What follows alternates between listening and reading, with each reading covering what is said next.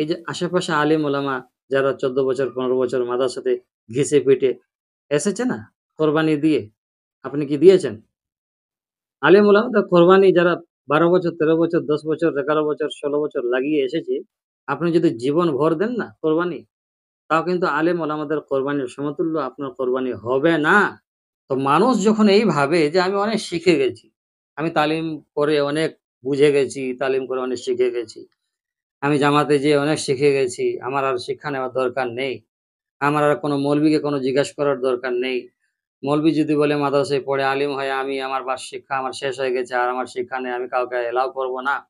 আসসালামু আলাইকুম। একটি কথা আপনাদের বলতে এসেছি। দেখুন মানুষ যত বড় শিক্ষিত হোক, যত বড়ই সে জ্ঞানী হয়ে যাক আর যত বড়ই সে আলিম হয়ে যাক, মানুষের ধারণা যখন এটা হবে না যে আমি অনেক শিখে গেছি।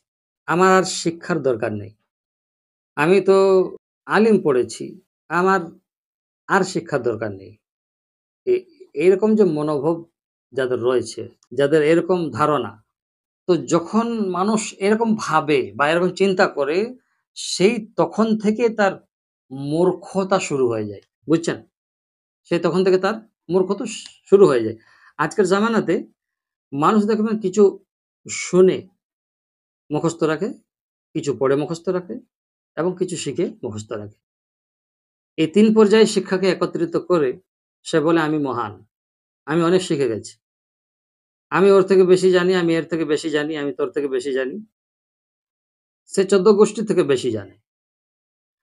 এই ভেবে তার attitude, তার ওঠা-বসা, তার চলন-বলন, তার কাজকর্ম সব কিন্তু আলাদা হয়ে গেছে।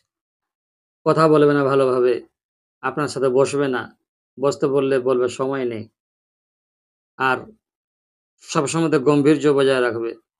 এই করে কি হয়? এই করে শয়তান তাকে পটিয়ে নেয় যে, "তুমি তো মহান। তুমি বিশাল শিখে গেছ। তোমার আর শিক্ষা করার দরকার নেই। তুমি আবার কাউকে কিছু মনে করো না। তুমি তো ব্যাস।"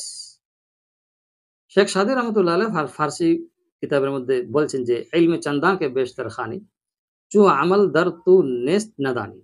যে ইলমে তুমি যতই শিখে যাও, যদি সেই অনুযায়ী তোমার আমল না থাকে, তাহলে তুমি কিচ্ছু জানো না। তুমি মূর্খ। তো মানুষ যখন এই ভাবে যে আমি অনেক শিখে গেছি, আমি তালিম করে অনেক বুঝে গেছি, তালিম করে অনেক শিখে গেছি।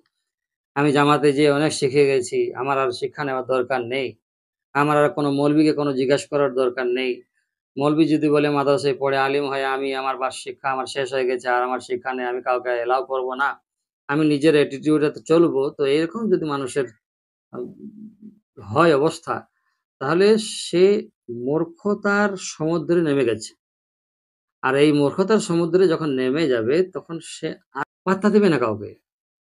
সে তো বাস আ আমি কি হনু রে? তার এই অবস্থা হয়ে গেছে।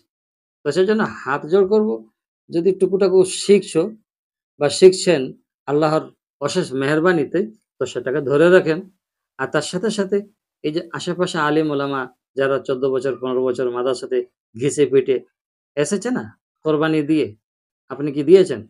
আলিম ওলামাদের কোরবানি যারা ১২ বছর, ১৩ বছর, ১০ বছর, ১১ বছর, ১৬ বছর লাগিয়ে এসেছে, আপনি যদি জীবন ভর দেন না কোরবানি, তাও কিন্তু আলেম ওলামাদের কোরবানির সমতুল্য আপনার কোরবানি হবে না। আপনি যতই লাগিয়ে দেন, বেরুন মুলক লাগান, আরব দেশ লাগান, আবার কোথা যেখানে আপনি লাগান, আলিমের যে ফাজাইল রয়েছে, ওলামার যে ফজিলত রয়েছে, সেই ফজিলত পর্যন্ত আপনি পৌঁছতে পারবেন না।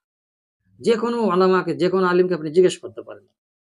তবে আজকাল মানুষ কি করেন? নিজেদের গোত্রের আলেমদের কাছে মসলা জিজ্ঞেস করে।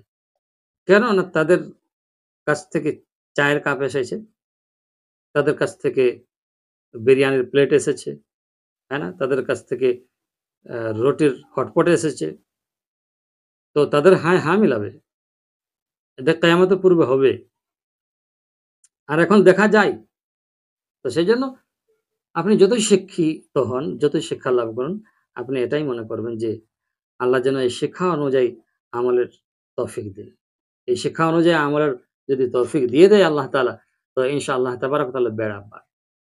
আল্লাহ আমাকে, আপনাকে, সকল উম্মতকে এক হয়ে একসাথে নবীওয়ালা কাজ, কোরআন হাদিসের কাজ এবং রাসূলুল্লাহ সাল্লাল্লাহু আলাইহি ওয়াসাল্লাম যে দ্বীনে মাতিন নিয়ে এসেছিলেন সোজা রাস্তা, সেই দ্বীনে মাতিন গোটা বিশ্বে তাবলীগ করার, ছড়িয়ে দেওয়ার, প্রচার প্রসার করার আমাদেরকে তৌফিক দান করুন। আমিন।